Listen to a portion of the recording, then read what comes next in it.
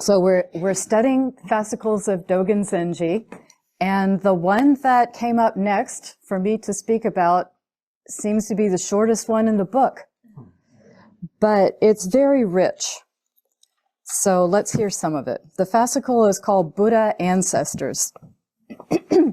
The first paragraph, which is like the only paragraph, says, actualizing Buddha ancestors means to uphold and see them in veneration. It is not limited to Buddhas of the past, present, and future, but it is going beyond Buddhas who are going beyond themselves.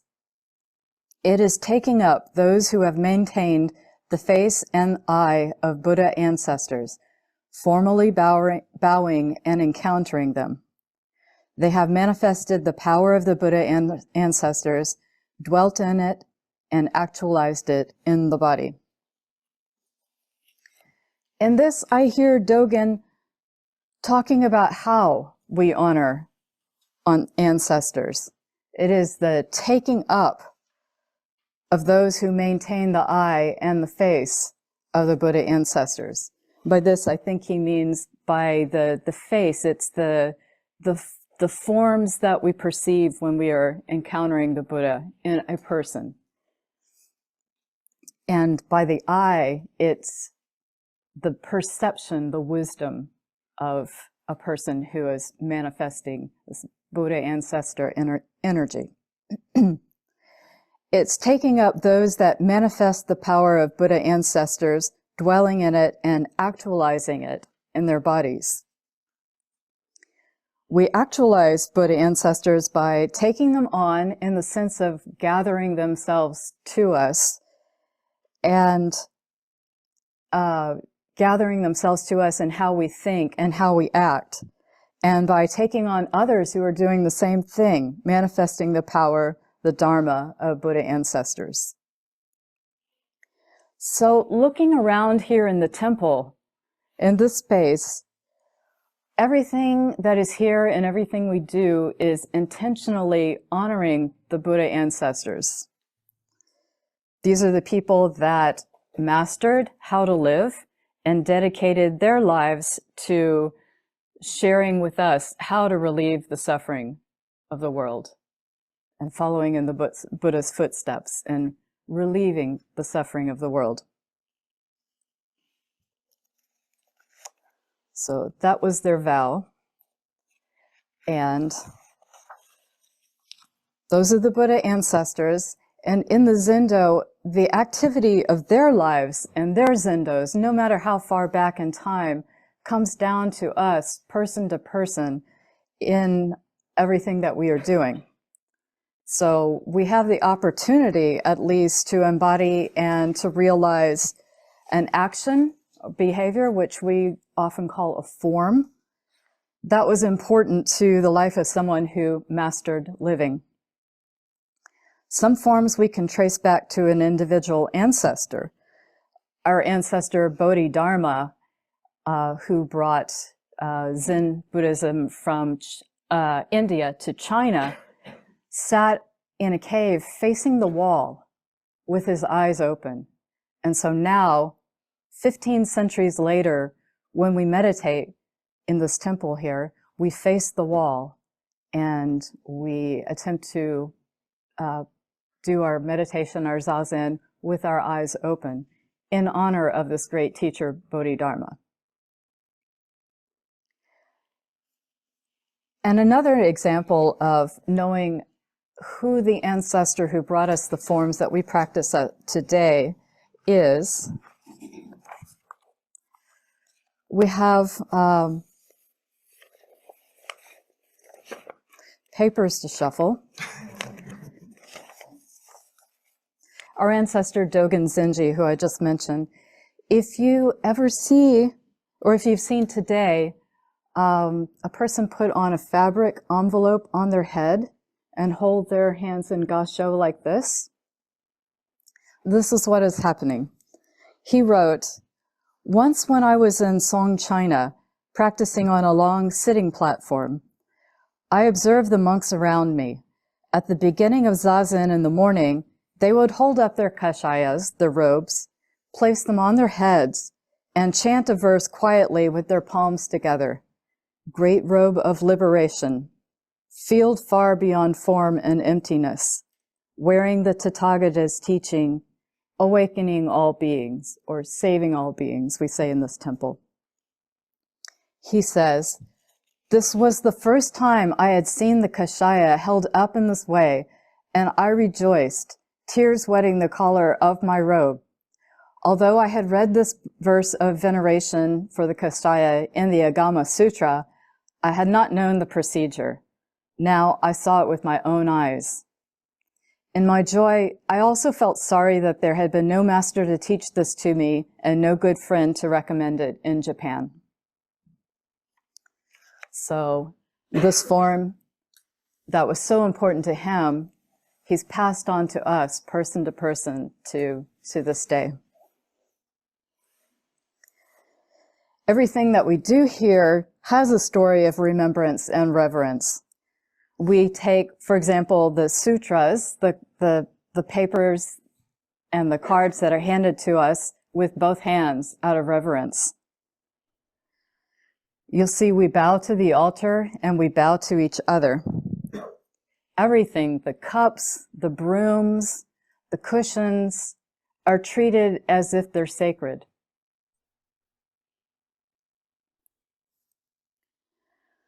And in this way, we're taking them on, we're gathering them around. So now we're going to read the names of the fascile together. I think some of you have copies, and if you don't have a copy, let's have your neighbors share with you. Reading the names of the ancestors, the Buddha ancestor, is an important practice. And we do it in special times, like when we're in retreats or sesshin, we'll recite the names of the Buddha ancestors in the mornings. The first 6 names there are the Buddhas that came before the historical Buddha, Shakyamuni Buddha, the one that is in the statue there, who lived 2,500 years ago in India. We call the historical Buddha. And then the names that follow are his disciples and disciples of his disciples on up through, down through history, whichever direction, until Dogen Zenji. So let's recite these together, and don't worry about pronunciation. These are very compassionate people. The Buddha ancestors are Vipashen, Boundless Discourse Buddha, Honored One. Shiken, Fire Buddha, Honored One. Vishvabhu, Universal Compassion Buddha, Honored One. Krakuchanda, Gold Wizard Buddha, Honored One.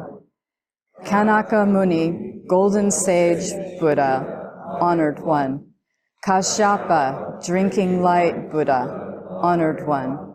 Shakyamuni, Patient Silence Buddha, Honored One. Mahakashyapa, Honored One. Ananda, Honored One. Shanavasin, Honored One. Upagupta, Honored One. Dritaka, Honored One. Michaka, Honored One.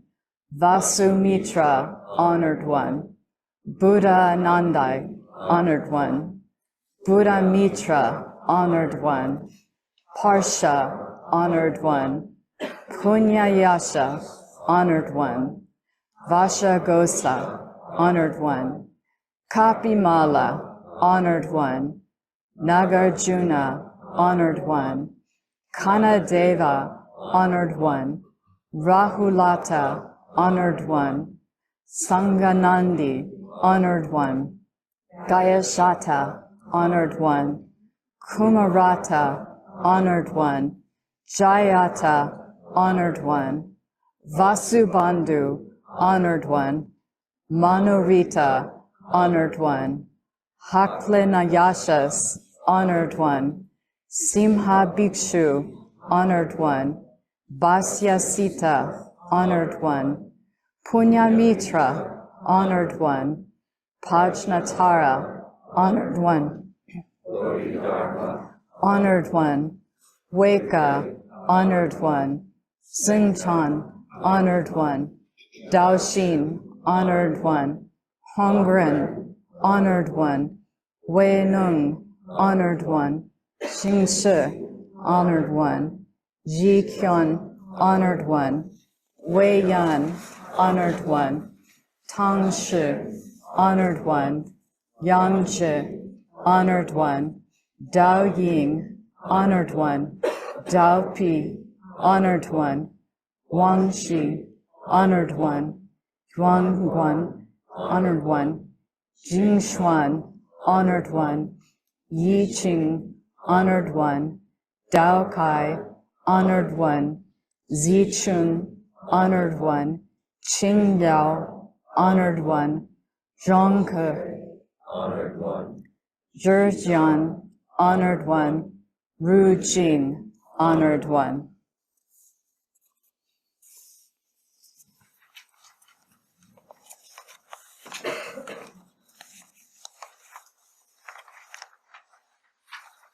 Thank you. Now I ask you, what was missing from this list of names and lineages of the Buddha ancestors? Did you feel anything missing?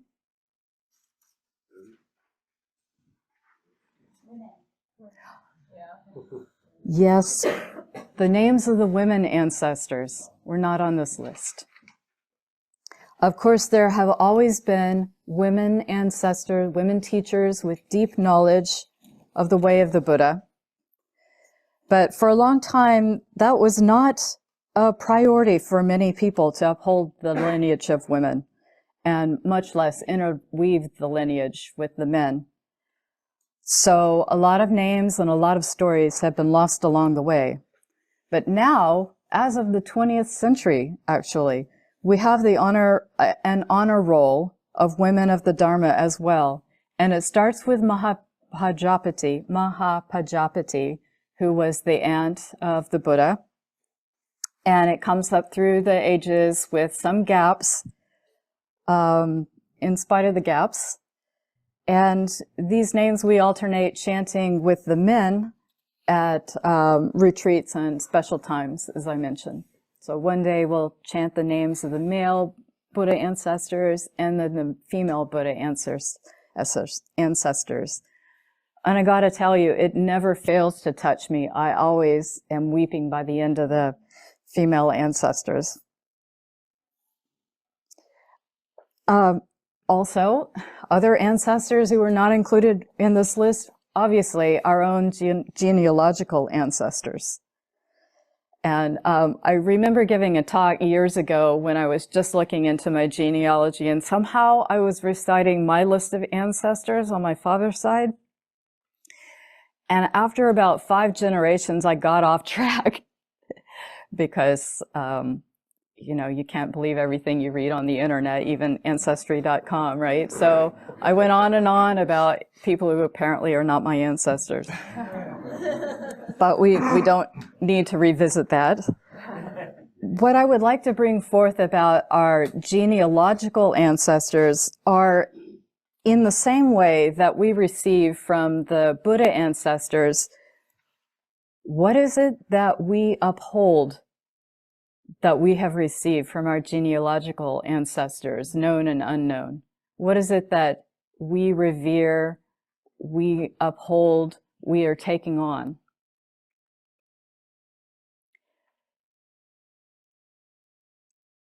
And in a similar vein, what is it that we don't want to continue to pass on through the generations that we've received?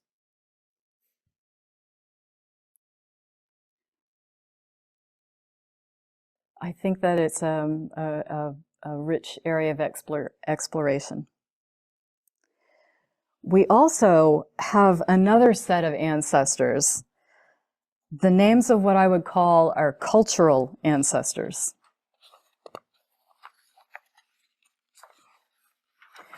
And because we are a social species, our cultural ancestors have as big an influence on us as the genealogical and our Buddha Buddha ancestors.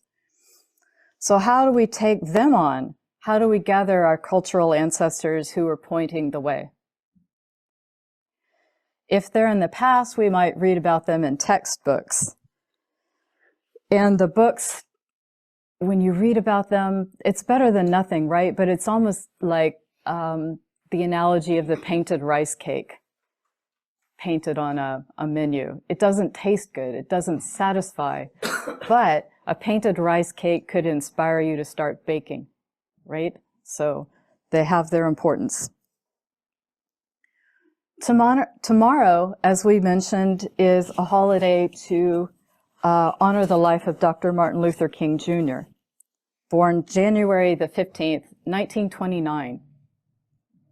He is most definitely our cultural ancestor.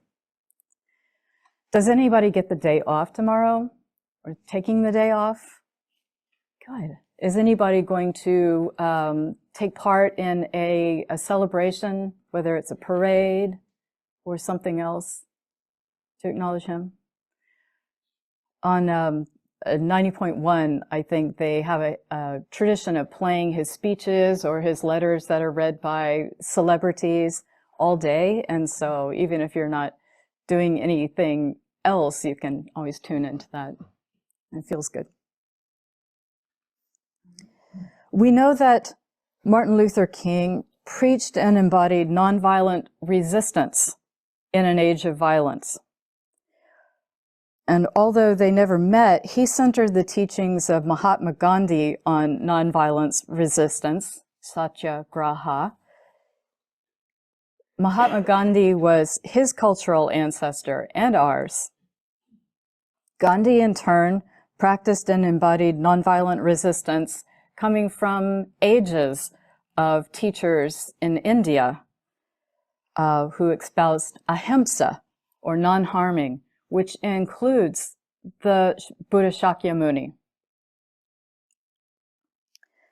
The Venerable Thich Nhat Hanh, Vietnamese Zen master, saw for himself how this was embodied in Martin Luther King. And this is what he wrote. He said in part of an essay, on June 1st, 1966, I met the Reverend Martin Luther King Jr. in person for the first time in Chicago. From the first moment, I knew I was in the presence of a holy person. Not just his good work, but his very being was a source of great inspiration for me. When those who represent a spiritual tradition embody the essence of their tradition, just the way that they walk, sit, and smile speaks volumes about that tradition. Martin Luther King Jr. was young at that time, as was I. We both belonged to the Fellowship of Reconciliation, an organization working to help groups in conflict find peaceful resolution. We had tea together in his room, and then we went down for a press conference. In the press conference, Dr. King spoke out for the first time against the Vietnam War. That was the day that we combined our efforts to work for peace in Vietnam and to fight for civil rights in the U.S. We agreed that the true enemy of man is not man, or human, he means. Our enemy is not outside of us. Our true enemy is the anger, hatred, and discrimination that is found in the hearts and minds of us. We have to identify the real enemy and seek nonviolent ways to remove it. I told the press that his activities for civil rights and human rights were perfectly in accord with our efforts in Vietnam to stop the war. In May 1967, a year later, I met Martin Luther King Jr. again in Geneva at a conference organized by the World Council of Churches. Dr. King was staying on the 11th floor. I was on the 4th floor. He invited me up for breakfast. On my way, I was detained by the press, so I arrived late.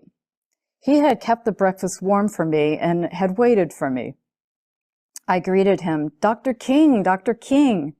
"Dr. Han, Dr. Han," he replied. we were able to continue our discussion on peace, freedom, and community, and what kind of steps America could take to end the war. And we agreed that without a community, we cannot go very far. Without a happy, harmonious community, we will not be able to realize our dream. I said to him, "Martin, do you know something? In Vietnam, they call you a bodhisattva."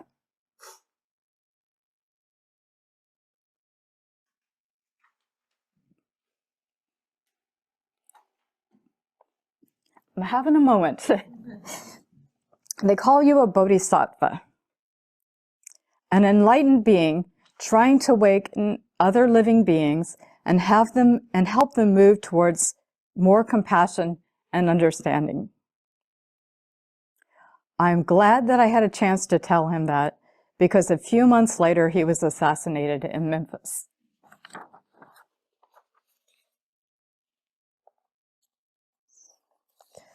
Reading that, to me, I hear the echoes of Dogen's words in this writing.